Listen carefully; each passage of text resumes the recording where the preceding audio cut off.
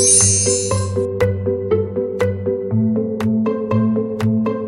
Jungle.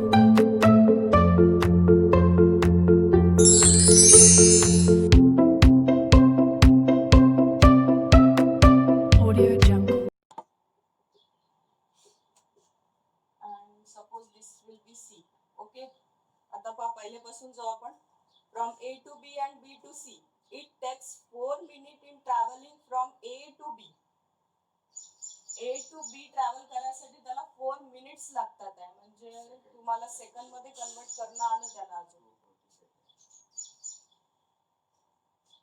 Time from A to B, that is 4 seconds. That is 4 into, sorry, more minute आहे. That is 4 into 60. हा म्हणजे time किती झाला त्याला A to B move करायसाठी किती सेकंद लागतात आहे? 240 सेकंद लागतात आहे. म्हणजे आपण कन्सिडर करू शकतो की हा जो असेल टाइम पिरियड हा कितीचा असेल? 240 सेकंदचा. Okay. Then 4 minutes in traveling from A to B, the train halt for 20 seconds. The train halt at a station B for 20 seconds. इथे ती halt घेते 20 सेकंदचा.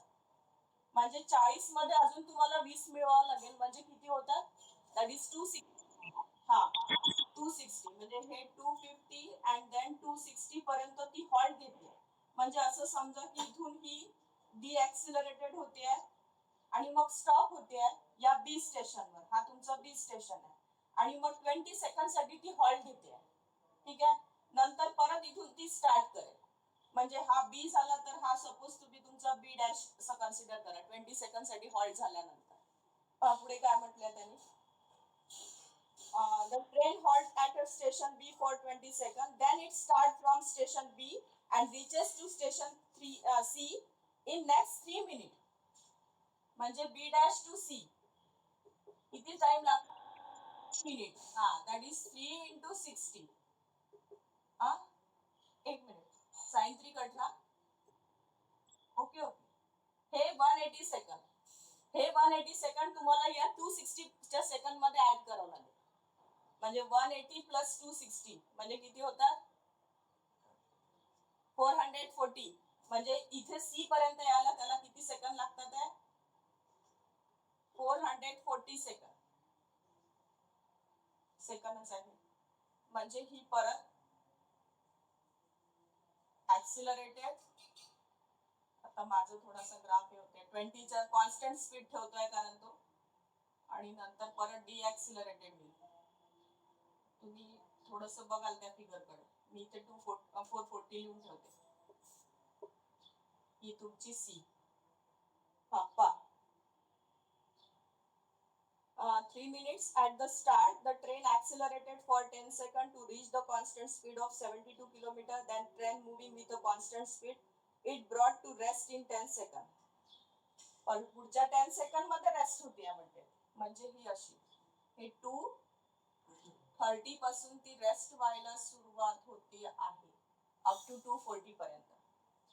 देन ऍट नेक्स्ट स्टेशन आणि नेक्स्ट स्टेशनला same repeat करणार ते. Plot the velocity time graph for the train travelling from the station from A to B to C. Okay. Graph तर done झाला तुमचा. Calculate the distance between A B and C. याच्यातलं distance काढायचं आहे तुम्हाला.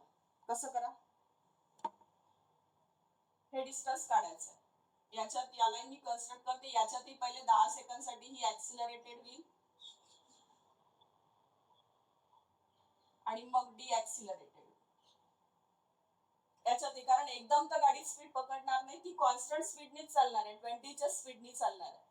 तर इथेही ती 10 सेकंडला हॉल घेतल्यानंतर पुढे आणखी जेव्हा ती स्पीड इन्क्रीज करेल तर पुढच्या 10 मध्येच ती इन्क्रीज करेल. म्हणजे ऍक्सिलरेटेड होईल. मग परत 20 ची कॉन्स्टंट स्पीड ठेवेल आणि सी स्टेशनला जेव्हा उतरेल तेव्हा ती परत डिॲक्सिलरेटेड होईल पुढच्या 10 सेकंड मध्ये. म्हणजे इथे असं म्हणा की 440 होता. हा 430 सेकंड मध्ये 430 टू 440 मध्ये ती डिॲक्सिलरेटेड होईल.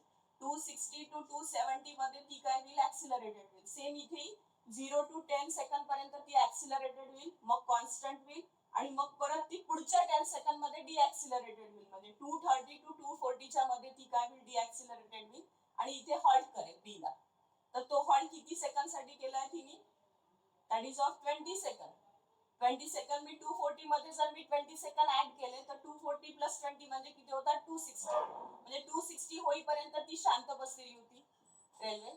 नंतर 260 पासून ती परत मूव्ह आउट करायला करते. तर डायरेक्ट तर 20 ची स्पीड नाही घेणार ती, पण परत काय होईल, ऍक्सिलरेटेड होईल. ऍक्सिलरेटेड होईल ते 20 सेकंड 20 ची स्पीड पकडेपर्यंत ती ऍक्सिलरेटेड करेल. मग परत कॉन्स्टंट होईल. तर ही 20 ची स्पीड ती पुढच्या 10 सेकंड मध्ये कव्हर अप करेल. म्हणजे 260 टू 270 च्या याच्यात. मग परत कॉन्स्टंट होईल, परत डिॲक्सिलरेट होईल तर 440 च्या सेकंड. तुम्हाला याचं काय फाइंड करायचं, how much distance it travel म्हटलंय. म्हणजे काय कराल तुम्ही याची बॉडी, तुम्हाला याचा काय फाइंड आउट करावं लागेल, area.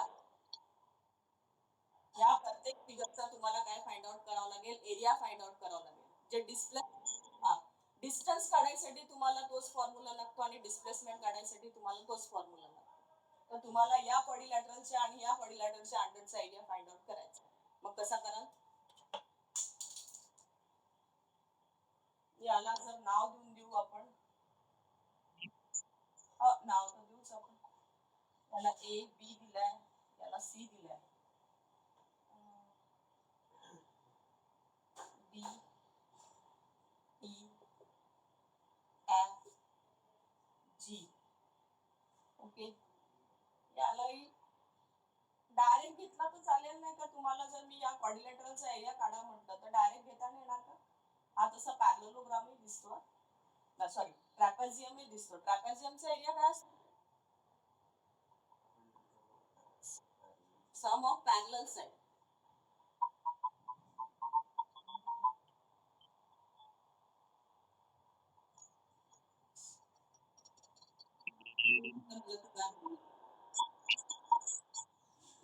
Some of parallel side into height.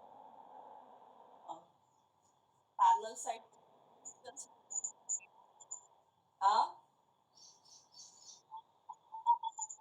चालते चालते, तेच घ्यावं लागणार आहे. कारण याच्यात या पॅरलल साइडच्या लेंथ कशा काढणार आपण.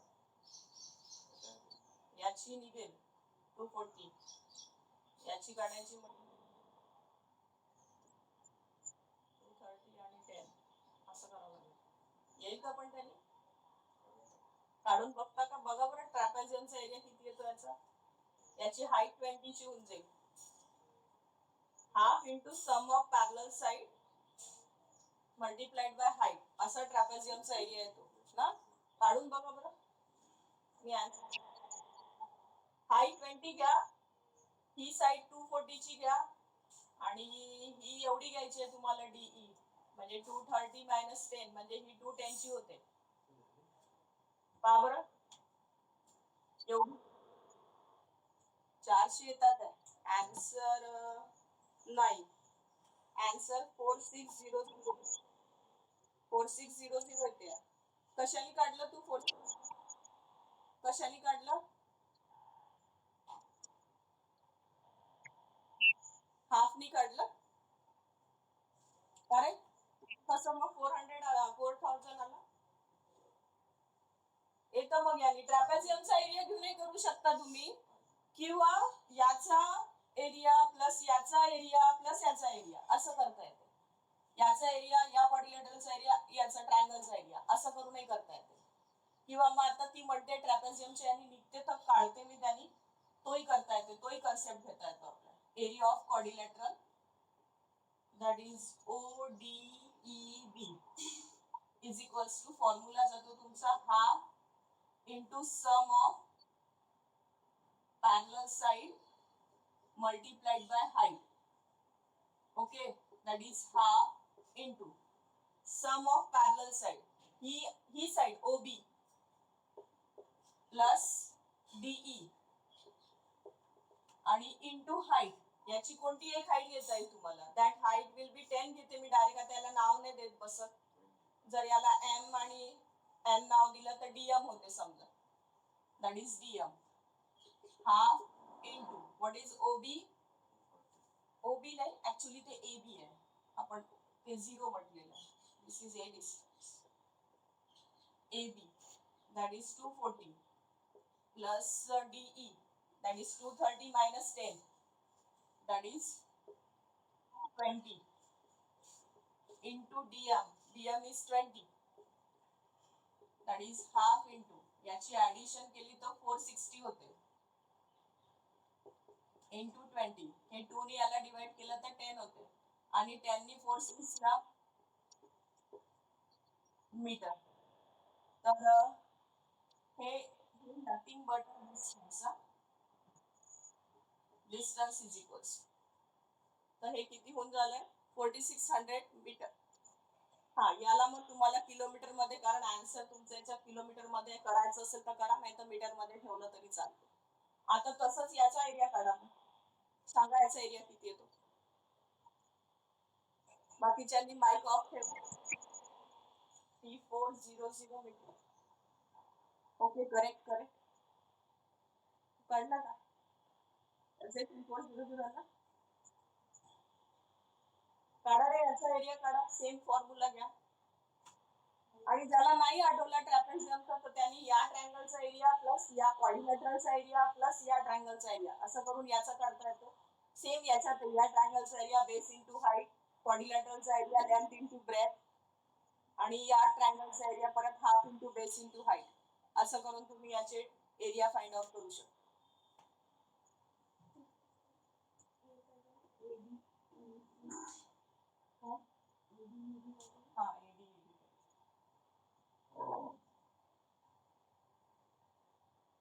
What's the area of quadrilateral B dash F G C? काढील परत half into sum of side कोणती parallel side B dash C plus FG into height याची ही. आता याला नाव काय देऊ, P देऊन देते. हे माईक कोणाचं ऑन आहे, म्यूट करते त्याला. चला, B dash C किती निघेल, हा 440 मधून 260 मायनस करा, तर हा इंटरवल मिळून जाईल तुम्हाला. 440 मायनस 260 किती येतात ते 0 180 प्लस FG 430 मायनस 270 हे किती येतं 1, आणि FD परत आपली ही हाईट ही 20 ची आहे, ही 20, that is 120 0 340 10, that is 3400 metre. खाली आंसर लिया. A distance traveled by the train from A to B and B to C is किती, that is 4600 plus 3400, टोटल त्याची ऍडिशन करा आणि ते लिहा खाली. मग हॉल्ट मध्ये, मग ती हॉल्ट मध्ये चालेल कशी, हा हॉल्ट कसा कन्सिडर करशील तू, थांबलेली आहे ना, थांबली आहे तर मग डिस्टन्स कसं ट्रॅव्हल करेल,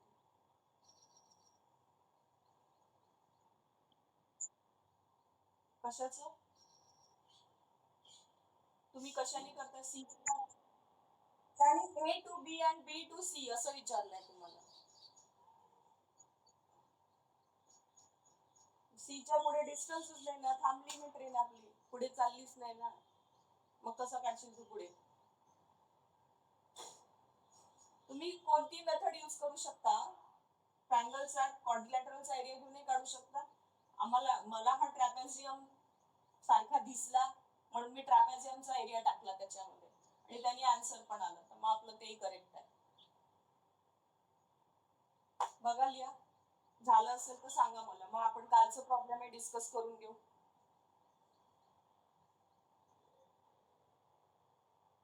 हो, चालू आहे बेटा रेकॉर्डिंग.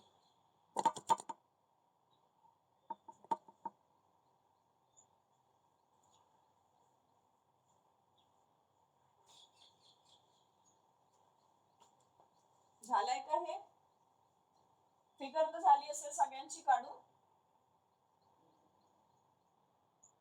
चला मी मोडते मग. हो नाही उत्तर देत जा बा. असं झोपीत बसल्यासारखे बसत नका सज्जू बॅच मध्ये. ऍक्टिव्ह राहत जा थोडंसे. म्हणजे आम्हालाही समाधान वाटते थोडस.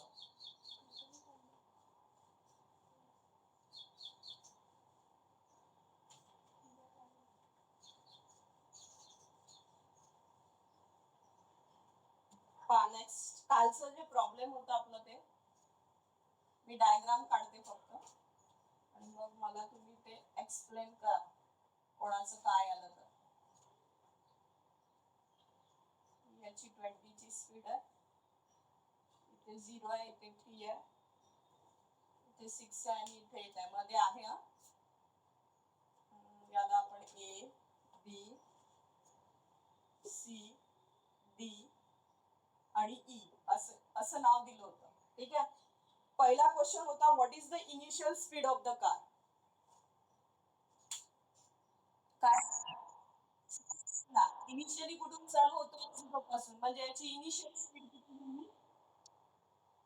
फर्स्ट क्वेश्चनचा answer initial speed which is denoted by u. Initial speed u ने डिनोट करतात आणि ती किती आहे तर 0 मीटर पर मीटर मध्ये आहे की सेकंड मध्ये आहे, किलोमीटर मध्ये आहे. 0 kilometre per hour. Okay, then what is the maximum speed attained by the car? R. The maximum speed attained by the car 20 kilometer per hour. Correct. Third question था which part of the graph shows zero acceleration? कोणत्या part मध्ये ग्राफच्या zero acceleration असतं म्हणतात. या ग्राफच्या तुम्ही A B जाल तर इथे वेलॉसिटी कॉन्स्टंट आहे. वेलॉसिटी जर कॉन्स्टंट असेल तर ऍक्सिलरेशन काय होते 0. आपण ग्राफ मध्ये बघितलंय. हा तर मग ए टू बी पार्ट मध्ये इथे वेलॉसिटी कॉन्स्टंट आहे. इथून तो 20 ची स्पीड अटेंड करतोय आणि 20 पासून ए टू बी जाताना तो एक 20 च्या स्पीडनी मूव्ह आउट करतोय. मग परत डी ऍक्सिलरेटेड होतोय. पण इथपर्यंत तो 20 ची स्पीड ठेवतोय आणि या कंडिशन मध्ये याचं ऍक्सिलरेशन मात्र काय होईल 0 होईल. तर कोणत्या पार्ट मध्ये येईल आन्सर येईल ए बी पार्ट मध्ये ऍक्सिलरेशन काय होते 0 होते. नेक्स्ट क्वेश्चन होता which part of the graph show varying retardation. Retardation कोणत्या डी ऍक्सिलरेटेड लाच वर्ड आहे रिटार्डेशन. तर कोणत्या पार्ट मध्ये रिटार्ड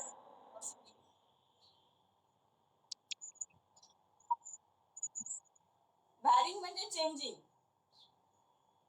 रिटार्डेशन म्हणजे वेलॉसिटी चेंज होते. हा तर मग बी टू सी या कंडिशन इथे वाढत चाललाय. ही ऍक्सिलरेटेड मोशन आहे आणि इथे उतरत आहे. जसं फॅन स्टार्ट होतो तेव्हा झाली का